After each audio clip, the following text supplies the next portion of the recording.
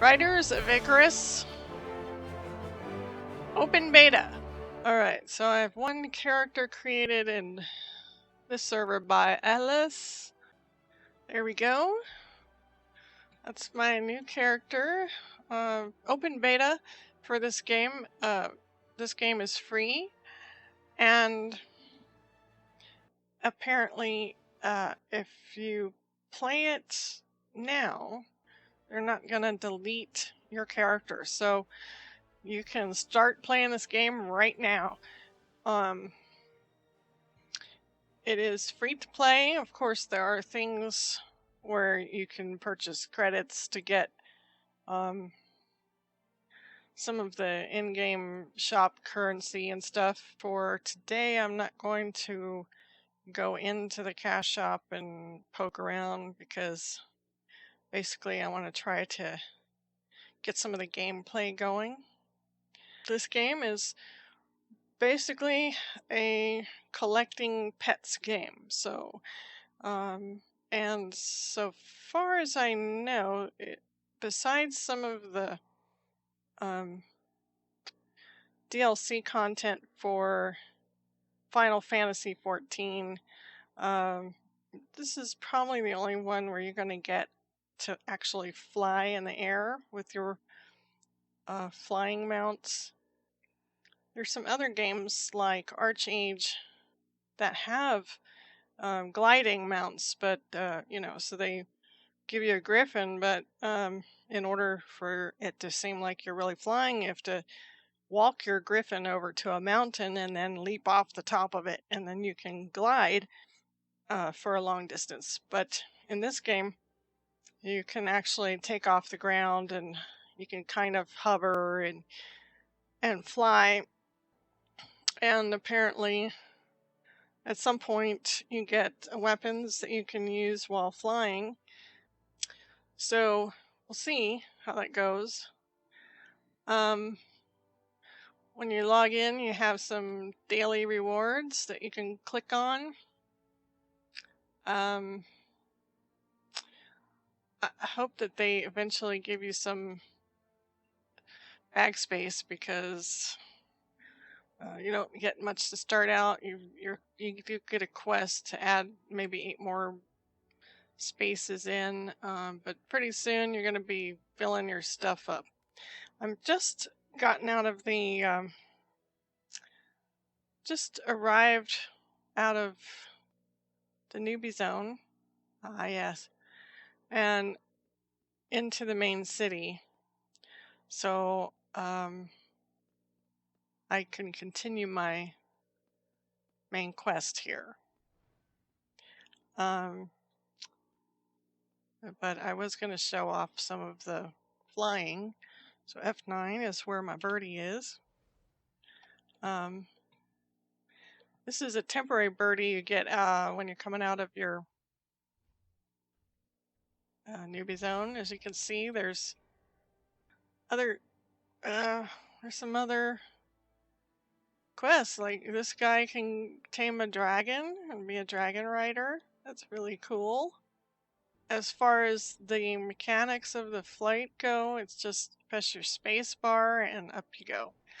There is your basic mounts have different height limits. As you can see, there's a meter on my screen right now showing how high my little birdie can go. And once you get too high, your bird disappears and you start falling. So you actually want to stay within that region. And it's pretty simple. If you want to go down, you point down with your bird. You can go sideways, go forward. Pretty simple mechanics. As you can see, some of these animals can become pets. So he's gone out and tamed a wild boar, and instead of riding it, he turned it into a pet. And now he's running off on a turtle. That's pretty much what this game is all about. So you get a bestiary. Your familiars are the ones that you've tamed already. They level up with you as you're sitting here. They continue to gain um, experience and leveling up. Um, and they have different buffs. Some of them have buffs. This one is passive. This one is a pet, and so you can draw him out and have him run along beside you, and he'll give you some speed for 10 seconds. I'm still working out how to actually activate any of the active things. Some of these, like this one, this is a boss that I tamed, and so he can do some really nice stuff. He can increase your critical rate, and he can do some damage as if he was a I don't know if he's mounted, if he can do this damage, but I'm sure that if he becomes a pet, that he becomes a battle pet. And then what I'm riding right now is the prismatic ashtail. He's temporary, a little gift from leaving the newbie zone. Yeah, there's gold guys, so general tab. Nope.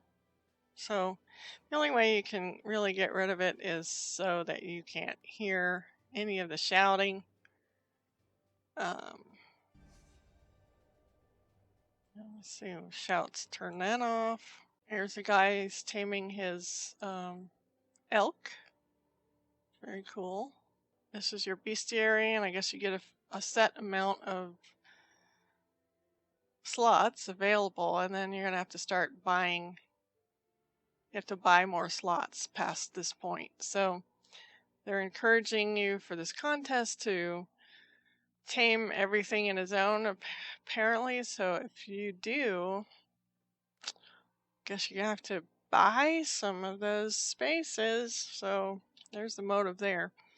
The bestiary shows you basically the different zones and what all the beasts are that you can tame. So this is the newbie zone that I could have gone through and tamed all these guys. And I think that you can actually release them. So if you kind of tamed one because it was a quest to tame one, and you don't want anymore, I think you can release it. I'm not going to click this button right now because I don't want to release anybody. So that may still count towards your contest. You've tamed him, so technically you've completed that. Now, look at that. Beautiful.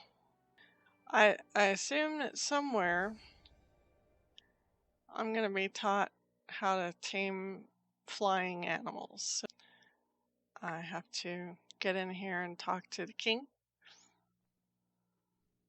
Guess I could go over the fence because I'm flying. As far as the combat goes, it's very, very rough. I mean, I'm spoiled. I'm used to things like Archage or Black Desert Online or even Elder Scrolls Online. All of those have much easier combat than this. It's a tab targeting system.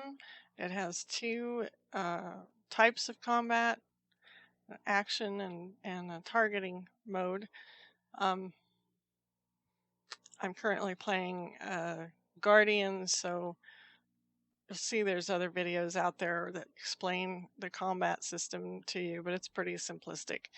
The combat system seems to be pretty much from old systems. Graphics, it's CryEngine. It's all right. And this is on the low setting, so You can see she's all right. It's a decent graphics. But I will say that pretty much the Archage and other MMOs are a lot more sophisticated as far as combat and graphics. Then I have to talk to the king. Talk to the king. The king's in here. And go up there and talk to him. Uh-oh. I'm entering a solo story. Since a lot of these things have cutscenes, there are a lot of cutscenes, a lot of solo stories, solo dungeon fights. Sometimes the characters come out and help you fight. But basically, you're the one doing all the fighting. Here we go. Here's an example of the cutscenes.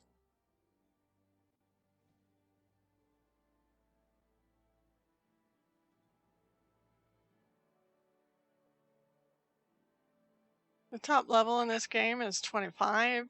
Seems like you can I've already seen level 25s. It seems like the progression is pretty quick. The armor system here, we've seen before, and particularly in Archage and Black Desert Online, you can improve your armor with these little armor stones. They're called tempering stones, and basically you can level them up to about level 4, and then after that they have a chance to fail. And each level of armor that you're getting has like a top level that it could possibly achieve. So if you can see on the tooltip here under tempering on the boots, it has the highest number of tempering available on this item. So once you reach that, you can't improve them anymore. It's very simple. And then let's see. So when you're pretty much done with this sword, you go to a vendor, you buy this item that will deconstruct it and gives you back tempering stones to add to your pile. So you pretty much have a good source of tempering stones. Ooh, taming Taslan the Devourer. Well, I don't know where that is. There must be a quest that I don't have.